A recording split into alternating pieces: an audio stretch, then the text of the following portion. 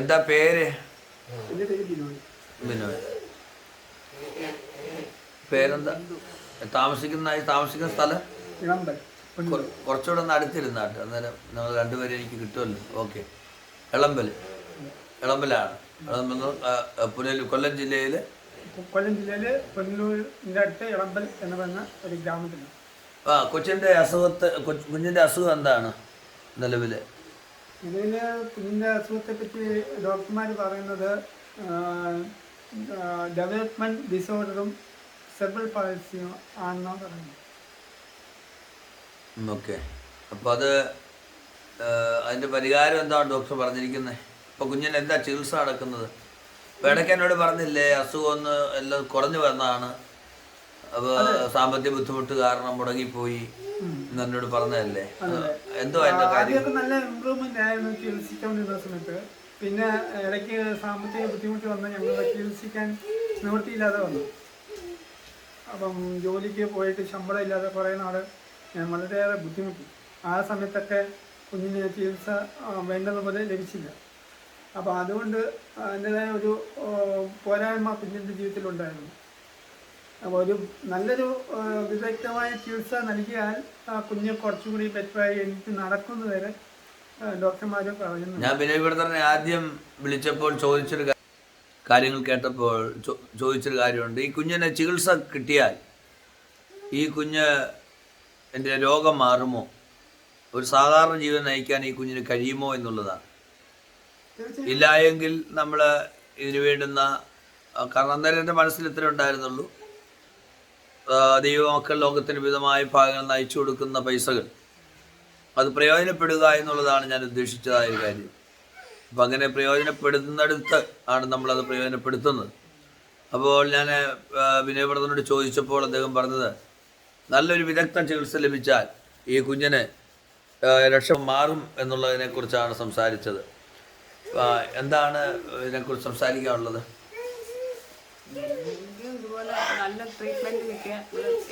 കുഞ്ഞിൻ്റെ അസുഖം എന്താ? കുഞ്ഞിൻ്റെ പ്രശ്നങ്ങൾ എന്തൊക്കെയാണ്?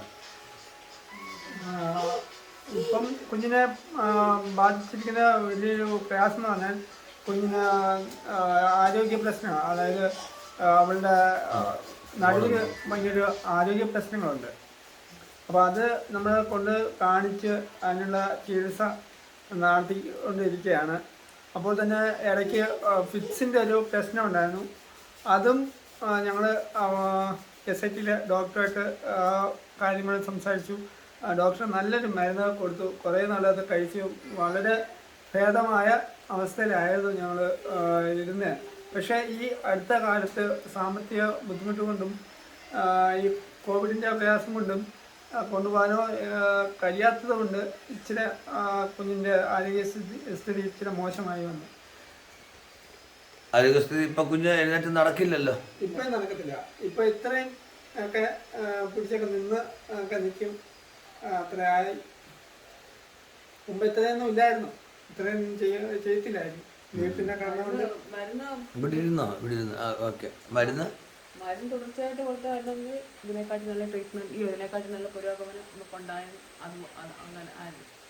മരുന്ന് തുടർച്ചയായിട്ട് കൊടുത്തായിരുന്നെങ്കിൽ അതിനുള്ള നമുക്ക് സാമ്പത്തിക ബുദ്ധിമുട്ടായിരുന്നു കൂടുതലേ. കൊറോണ ആയിരുന്നെങ്കിലും നമുക്ക് സാമ്പത്തികത്തിന് ശമ്പളം കിട്ടാതിരുന്നതുകൊണ്ട് മാത്രം നമ്മൾ ആശുപത്രിയിൽ നിന്നെല്ലാം പിന്നെ അവിടുത്തെ ജോലിക്കാരോടെല്ലാം നമ്മൾ പൈസ ഇടയ്ക്കെല്ലാം കടം മേടിച്ചാൽ ഇവിടെ കൊണ്ടുപോയിക്കൊണ്ടിരുന്നു. എൻ്റെ വീട്ടിൽ ആശുപത്രിയിൽ ശമ്പളം കിട്ടാതിരുന്നതുകൊണ്ട് ഇവിടെ കൊണ്ടുപോകാനുള്ള ബുദ്ധിമുട്ടുണ്ടായിരുന്നു. പിന്നെ ആശുപത്രിയിലെ ജീവനക്കാരോടൊക്കെ ഞങ്ങൾ മേടിച്ചും ഇടയ്ക്കും തലയ്ക്കും ഞങ്ങൾക്ക് അല്ലാതെയും കടങ്ങളൊക്കെ ഉണ്ടായിരുന്നു. ഇവിടെ അങ്ങനെ കൊണ്ടുപോയിക്കൊണ്ടിരുന്ന കടങ്ങളൊക്കെ ഉണ്ടായിരുന്നു. അല്ലാതെ നമുക്ക് ഇച്ചിരി കടങ്ങളുണ്ട്. നമ്മൾ അതൊക്കെ ഇങ്ങനെയൊക്കെ ഇച്ചിരി വീട്ടിക്കൊണ്ടിരിക്കുമായിരുന്നു. പിന്നെ നമുക്ക് ആകെ ഇവിടെ കൊണ്ടുപോകാനുള്ള ബുദ്ധിമുട്ട്. ഈ കുഞ്ഞിപ്പോൾ നേരിടുന്ന പ്രശ്നം എന്താ? കുഞ്ഞിന്റെ കഴുത്ത് ഇതുവരെ ഉറച്ചിട്ടില്ല എന്ന് പറയുന്നു. കഴുത്ത് ഉറച്ചിട്ടില്ല. ഒരുവിധം ഞാൻ മുമ്പ് പറഞ്ഞതുപോലെ ആരോഗ്യ പ്രശ്നങ്ങൾ ഒരുവിധമൊക്കെ മാറി വന്ന സമയത്ത് ഈ ട്രീറ്റ്മെന്റും അതായിക്കോട്ടെ. ഇപ്പൊ കുഞ്ഞിന്റെ നിലവിലുള്ള അസുഖങ്ങൾ എന്തൊക്കെയാണ്? ഇപ്പൊ കുഞ്ഞനുഭവിക്കുന്ന ബുദ്ധിമുട്ടുകൾ എന്തൊക്കെയാണ്? ഇവന്റെ പെടലി ഉറച്ചിട്ടില്ല, നിൽക്കാൻ ഒക്കത്തില്ല, നടുവിന് ഭയങ്കര വിലക്കുറവാണ്, നിൽക്കുമ്പോൾ ഇങ്ങനെ ആടും, നടുവ് കണ്ടിങ്ങനെ ആടും. അപ്പോൾ അത് അവർ പറഞ്ഞ നല്ല വിദഗ്ധമായ ചികിത്സ കൊടുത്തു കഴിയുമ്പം അത് നമുക്ക് അതിനെപ്പറ്റി എനിക്ക് കൂടുതലായിട്ട് അത് പറയാൻ എനിക്കറിയില്ല. അത് ആലുവയിലൊക്കെ അതിന് ഒരു ഹോസ്പിറ്റലുണ്ട്, പ്രൈവറ്റ് ഹോസ്പിറ്റലാണ്.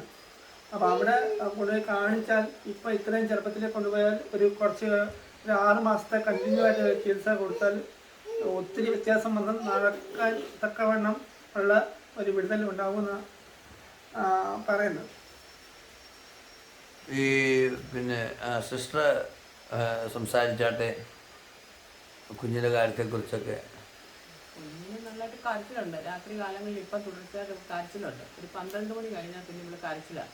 ആണല്ലേ? 12 മണി കഴിഞ്ഞാൽ ഉടനെ കരച്ചിൽ കഴിഞ്ഞാൽ പിന്നെ ഇവിടെ കരച്ചില്ല. ഇപ്പം കുറേ ഒരു 2 ആഴ്ച കൊണ്ട് ഇപ്പം അങ്ങനെ ഇവിടെ തുടർന്ന് ചെയ്യുന്നത്. 2 ആഴ്ചയായിട്ട്. പിന്നെ ഇവർ കുറവാണ്. ഓക്കെ. ഇപ്പം ഇതാണ് ഇവിടെ പ്രശ്നം. ഇവർക്ക് നമുക്ക് പറയാൻ പറ്റത്തില്ല. പിന്നെ ഇവർക്ക് എന്തോ എനിക്കറിയത്തില്ല, ഇവൾക്ക് അങ്ങ് അസ്വസ്ഥതയാണ്. ഇപ്പം ശാരീരികമായിട്ട് അല്ലെങ്കിൽ ഇവൾക്ക് എപ്പോഴും അങ്ങ് കരച്ചിലും ഒക്കെയാണ്. അസ്വസ്ഥതകളുണ്ട് ഇവർക്ക്. എന്തുവാന്ന് നമുക്കറിയത്തില്ല. ഞങ്ങളതിന് ചിലപ്പം വയറുവേദനയാണെന്നും പറഞ്ഞ് അല്ലെങ്കിൽ ചെവിക്ക് വേദനയാണെന്നും പറഞ്ഞ് മരുന്ന് കൊടുക്കും. എന്നാലും ഇവൾക്ക് ഇച്ചിരി ഇത് ഭേദമാകും. പിന്നെ ഇവൾ ഒന്നും ഉറങ്ങിക്കഴിയുമ്പോൾ പിന്നെ ഇവളങ്ങ് കരച്ചില്ല. അതുകൊണ്ട് നമുക്ക് സത്യം പറഞ്ഞാൽ ഭയങ്കര ബുദ്ധിമുട്ടാണ് കുഞ്ഞിനെയും കൊണ്ട്. ദൈവമേ, വേറൊന്നും കൊണ്ട് ഞാൻ പറയുകയല്ല. നമുക്ക് എങ്ങനെയെങ്കിലും ഇവിടെ എവിടെയെങ്കിലും കൊണ്ടൊരു ട്രീറ്റ്മെൻറ്റ് കൊടുത്താൽ സത്യം പറഞ്ഞാൽ ഞാൻ കരഞ്ഞാണ് ഇവിടെ നിൽക്കുന്നത്. ആരും ഇവിടെ കൈമാറി എടുക്കാനും ഇല്ല, ഒന്നുമില്ല. എല്ലാ രീതിയിലും സത്യം പറഞ്ഞാൽ ഞാൻ തളർന്ന് ഞാൻ ദിവസം ഞാൻ കണ്ണുനീരില്ല ഞാൻ ശ്രമിക്കുന്നത്. എനിക്കൊന്നും വേണ്ട, അത്ര മാത്രം എനിക്കൊന്നും പറയാം. പിന്നെ സംസാരമൊക്കെ പിന്നെ കുഞ്ഞുങ്ങളുടെ കൂടെ കിടന്നിട്ട് നടക്കുമ്പോൾ അവളൊക്കെ സംസാരിച്ചത് തന്നെ. ഞാൻ പിന്നെ ദൈവത്തോട് വിട്ട് നിലവിളിച്ച് ഞാൻ ചാവുമ്പോൾ കിട്ടുന്ന സമയത്ത് രാത്രി എനിക്ക് ഉറക്കമില്ല. ഞങ്ങൾക്ക് 3 മണിക്കൂർ ഉറക്കമില്ല. സത്യം പറഞ്ഞാൽ എനിക്ക് സാമ്പത്തികമായാലും ഒന്നും എനിക്ക് ജീവിതം സുഖമായ മാത്രം മതി. എനിക്ക് മതി. ഈ സമ്പത്ത് ഒന്നും വേണം. സത്യം പറഞ്ഞാൽ എനിക്ക് ഇവിടെ സുഖമായിട്ട് മാത്രം കണ്ടാൽ മതി.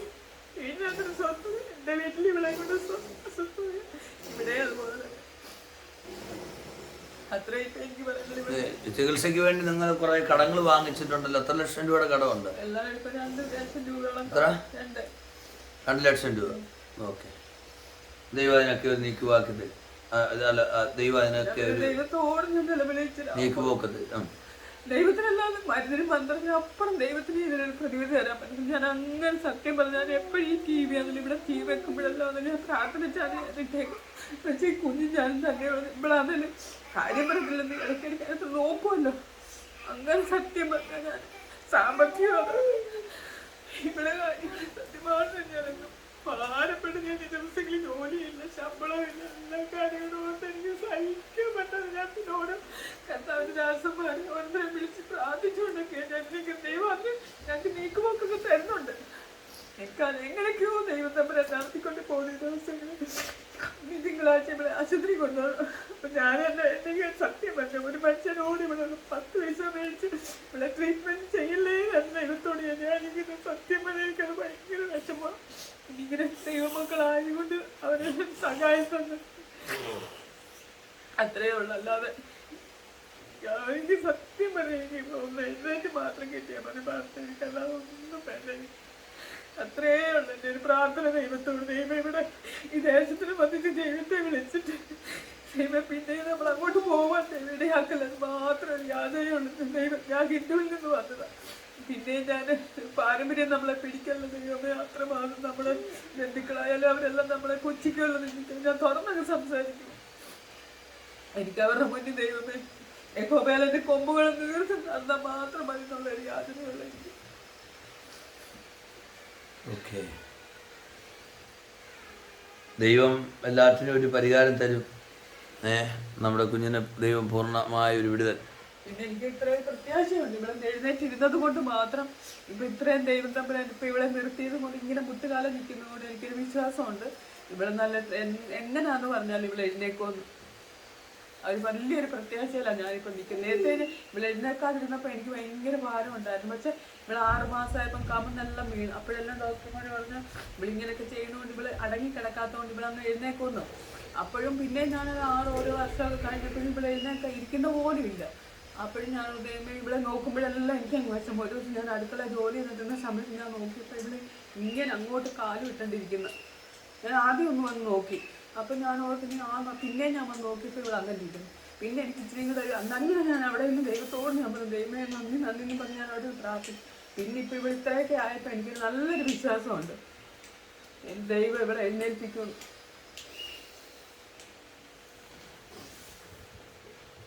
അതുപോലെ ഇവളെ കൊണ്ട് ഞങ്ങൾ സത്യം പറഞ്ഞാൽ ഇവിടുത്തെ പൈസ ഞങ്ങൾ കിട്ടുന്ന പൈസ മൊത്തവും ഞങ്ങൾക്ക് ഇവിടെ നമ്മുടെ ഒരു 10 രൂപ കിട്ടിയാൽ നമുക്ക് അന്നേരം ഇവിടെ കൊണ്ട് ആശുപത്രിയിൽ പോകണം. ആ പൈസ നമ്മുടെ തീർന്നു കഴിഞ്ഞിട്ട് ഇവർക്ക് ആശ്വാസമുള്ളൂ. അങ്ങനെ നിങ്ങൾക്ക് എന്തെങ്കിലും ദൈവം സാമ്പത്തിക സാഹചര്യങ്ങൾ തരുവാണെങ്കിൽ ഇപ്പം നമ്മൾ പല കുഞ്ഞുങ്ങളെയും ഇതുപോലെ സാഹചര്യങ്ങൾ വന്നപ്പോൾ നമ്മൾ വെല്ലൂരിലേക്ക് സാമ്പത്തികമൊക്കെ ലഭിച്ചു കഴിഞ്ഞപ്പോൾ കൊണ്ടുപോകാനായിട്ട് ഞാൻ പറഞ്ഞിരുന്നു. എന്തെങ്കിലും ദൈവം സാമ്പത്തിക സഹായങ്ങൾ ഇക്കാര്യത്തിൽ തരികയാണ്, നിങ്ങൾ കുഞ്ഞിനെ വെല്ലൂര് പോലെയുള്ള ഒരു ആശുപത്രി കൊണ്ടുപോകണം. എനിക്കറിയില്ല, ഞങ്ങൾക്ക് ആശുപത്രിയെ കുറിച്ച് സത്യം പറഞ്ഞാൽ ഒന്നും അറിയത്തില്ല. എവിടെ കൊണ്ടുപോയാൽ അതിന്റെ മനുഷ്യർ പറയുന്നത് അവിടെയുള്ള എൻ്റെ പരിചയക്കാരുണ്ട്, അവരുമായിട്ട് ഞാൻ ബന്ധപ്പെടുത്തി കുഞ്ഞിൻ്റെ വിവരങ്ങളൊക്കെ പറഞ്ഞ് നമുക്ക് ആകുന്നതിലേ നോക്കാം, കുഴപ്പമില്ല. പക്ഷെ വെല്ലൂരൊക്കെ പോകണമെങ്കിൽ നല്ല സാമ്പത്തിക ആവശ്യമാണ്. സാമ്പത്തികം ഇല്ലാതെ വെല്ലൂരേക്കുള്ള പോക്ക് കാര്യമില്ല. അപ്പോൾ കുഞ്ഞിന് വിദഗ്ധ ചികിത്സ എന്തായാലും ന്യൂറോ സംബന്ധമായിട്ട് വെല്ലൂർ ഹോസ്പിറ്റലിലോ അല്ലെ കേരളത്തിലെ നല്ല ഹോസ്പിറ്റലിൽ ഏതെങ്കിലും ഉണ്ടല്ലോ അവിടെയോ നിങ്ങൾക്ക് കൊണ്ടുപോകാം. ദൈവം അനുഗ്രഹിക്കട്ടെ. പ്രിയമുള്ളവരെ, എൻ്റെ പേര് പാസ്റ്റർ സജി പള്ളിക്കുന്ന്. ഈ കുഞ്ഞിൻ്റെ വിവരത്തിൽ എനിക്കൊത്തിരി വിഷമം തോന്നി. ഈ കുഞ്ഞിൻ്റെ വിവരങ്ങൾ കണ്ടപ്പോൾ ഞാൻ ആദ്യം വിനയ് ബ്രദറിനോട് ചോദിച്ച ചോദ്യം ഇതാണ്: കുഞ്ഞിനെ ചികിത്സിച്ചാൽ കുഞ്ഞ് സുഖം പ്രാപിക്കുമോ, അവളുടെ രോഗം മാറുമോ? അപ്പോൾ മാറും എന്നുള്ള കാര്യം വിനയ് ബ്രദർ എന്നോട് പറഞ്ഞു. അത് കേട്ടപ്പോഴാണ് ഞാൻ ഈ കാര്യത്തിൽ കൂടുതൽ താല്പര്യമെടുത്തത്. ഞാൻ ഈ വീട്ടിൽ വന്നത്. ഈ വീട് പിന്നെ അത്യാവശ്യം നല്ല നിലയിൽ പ്രിയമുള്ളവർ ജീവിച്ചിരുന്നു എന്നുള്ളത് നമുക്ക് ഈ വീട് കാണുമ്പോൾ തന്നെ അറിയാം. എന്നാൽ ഇപ്പോഴവരനുഭവിക്കുന്ന സാമ്പത്തിക ബുദ്ധിമുട്ടുകളും പ്രയാസം, കുഞ്ഞിൻ്റെ ചികിത്സയോടുള്ള ബന്ധത്തിലുള്ള കാര്യങ്ങളും കടബാധ്യതയെക്കുറിച്ചൊക്കെ നമ്മൾ കേട്ടല്ലോ. തീർച്ചയായിട്ടും ഈ കുഞ്ഞിനെ നിങ്ങൾ സഹായിക്കുവാനായിട്ട് ഞാൻ അഭ്യർത്ഥിക്കുകയാണ്. ദൈവം ധാരാളമായ നിലയിൽ കുഞ്ഞിന് വേണ്ടി പ്രവർത്തിക്കട്ടെ. നല്ലൊരു ആശുപത്രിയിൽ പോയി ഈ ഒരു വിദഗ്ധ ചികിത്സ ലഭിക്കുകയും ഈ കുഞ്ഞ് എഴുന്നേറ്റ് സാധാരണ കുട്ടികളെ പോലെ ജീവിക്കുവാൻ ഇടയാകുവാൻ നമുക്ക് പ്രത്യേകമായി പ്രാർത്ഥിക്കാം. ഏത് ബാങ്കിലെ അക്കൗണ്ട് ഉള്ളത്? ഫെഡറൽ ബാങ്കിൽ. ആരുടെ പേരില്ല? എങ്ങനെ അതിനകത്ത് കിടക്കുന്ന പേര്? ബിനോയ് മൈക്കിൾ. ബ്രാഞ്ച് ഏതാ? Elampal branch, federal bank. പ്രിയമുള്ളവരെ, ബിനോയ് ബ്രദറിൻ്റെ അക്കൗണ്ടിൽ മാത്രം പൈസ അയക്കുക. അക്കൗണ്ട് നമ്പർ ഇതോടുകൂടെ ഇടുന്നതാണ്. മറ്റൊരു അക്കൗണ്ട് നമ്പറിലോ ഒന്നും നമ്മൾ പൈസ അയക്കാതെ ബിനോയ് ബ്രദറിൻ്റെ അക്കൗണ്ട് നമ്പറിലേക്ക് മാത്രം പൈസ ഇടുക. ആവശ്യത്തിന് കുഞ്ഞിൻ്റെ ചികിത്സയ്ക്ക് ആവശ്യമായ പൈസ ലഭിച്ചാൽ നമ്മളിനി പൈസ അയക്കേണ്ടതില്ല എന്ന് നമ്മൾ പ്രിയമുള്ളവരെയൊക്കെ നമ്മൾ അറിയിക്കും. തീർച്ചയായിട്ടും കർത്താവ് അനുഗ്രഹിക്കട്ടെ. ഈ വിവരങ്ങളെക്കുറിച്ച് കൂടുതൽ നിങ്ങൾക്കറിയേണ്ടതിന് 9745920074 എന്നീ നമ്പറിലോ 9388898993 എന്നീ നമ്പറിൽ വിളിച്ച വിവരങ്ങൾ അന്വേഷിക്കാവുന്നതാണ്. നിങ്ങൾക്ക് വിളിച്ചിട്ട് കിട്ടിയില്ല എങ്കിൽ വാട്സാപ്പിൽ നിങ്ങൾക്കൊരു മെസ്സേജ് അയച്ചാൽ തീർച്ചയായും നിങ്ങളുമായിട്ട് ഞാൻ തീർച്ചയായിട്ടും തിരിച്ചു വിളിക്കുന്നതാണ്. ദൈവം അനുഗ്രഹിക്കട്ടെ. ഒരു കാര്യം കൂടെ പറഞ്ഞ് ഞാൻ നിർത്തുകയാണ്. ഞാനിന്ന് എൻ്റെ ഒരു സ്നേഹിതനുമായിട്ട് സംസാരിച്ചു. ഗൾഫ് രാജ്യങ്ങളിലാണെങ്കിലും അമേരിക്കയിൽ നിന്നാണെങ്കിലും എവിടെ നിന്നാണെങ്കിലും പൈസ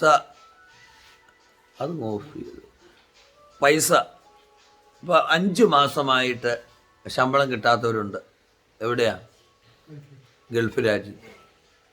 അവരൊക്കെ ഇതിനെ സാമ്പത്തികമായിട്ട് ഒക്കെ നമ്മുടെ ഈ പ്രവർത്തനങ്ങളെ സഹായിച്ചുകൊണ്ടിരുന്നതാണ്.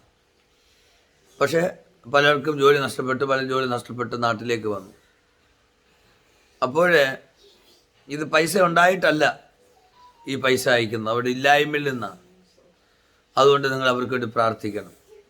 അമേരിക്കയിലാണെങ്കിലും പലരുടെയും ജോലി പോയി. അമേരിക്ക ആണെങ്കിലും UK ആണെങ്കിലും ഓസ്ട്രേലിയ ആണെങ്കിലും പലരുടെയും ജോലി നഷ്ടപ്പെട്ടിരിക്കുകയാണ്. അതുകൊണ്ട് നിങ്ങൾക്ക് ഏത് നന്മ ആരയച്ചാലും അവരുടെ പേര് വെളിപ്പെടുത്തിയാൽ നിങ്ങൾ അവർക്ക് വേണ്ടി പ്രാർത്ഥിക്കണം. തീർച്ചയായിട്ടും ദൈവം അനുഗ്രഹിക്കട്ടെ. ഒടുവിലായിട്ട് ബിന്ദു സിസ്റ്റർ എന്തെങ്കിലും പറയാനുണ്ടോ? എനിക്ക് പ്രത്യേകിച്ച് ഒന്നും പറയാനില്ല പാസ്റ്റർ, ഇത്രയേ ഉള്ളൂ പറയാൻ. ഇവിടെ കാര്യം ഇത്രയേ ഉള്ളൂ എനിക്ക് പറയാനുണ്ട്. ഓക്കെ, ദൈവം അനുഗ്രഹിക്കട്ടെ. Praise the Lord. അപ്പോൾ ഞാൻ വാക്കുകൾ അവസാനിപ്പിക്കുകയാണ്. അതുപോലെ തന്നെ ഇത് മാക്സിമം ആളുകളിലേക്ക് ഷെയർ ചെയ്ത് എത്തിക്കുവാനും ഞാൻ അഭ്യർത്ഥിക്കുന്നു. പിന്നെ ഈ പ്രിയമുള്ളവരുടെ ഫോൺ നമ്പർ ആര് ചോദിച്ചാലും ഈ ഫോൺ നമ്പർ നൽകുന്നതാണ്. നമ്മൾ ഫോൺ നമ്പറുകൾ പബ്ലിക്കായിട്ട് ഫോൺ നമ്പറുകൾ ഇടാറില്ല. എന്നാൽ ആര് ഫോൺ നമ്പർ വിളിച്ച് ചോദിച്ചാലും ഈ പ്രിയമുള്ളവരുടെ ഫോൺ നമ്പർ എത്തരാൻ ഞാൻ കടപ്പെട്ടിരിക്കുന്ന അതാണ്. തീർച്ചയായും ദൈവം അനുഗ്രഹിക്കട്ടെ.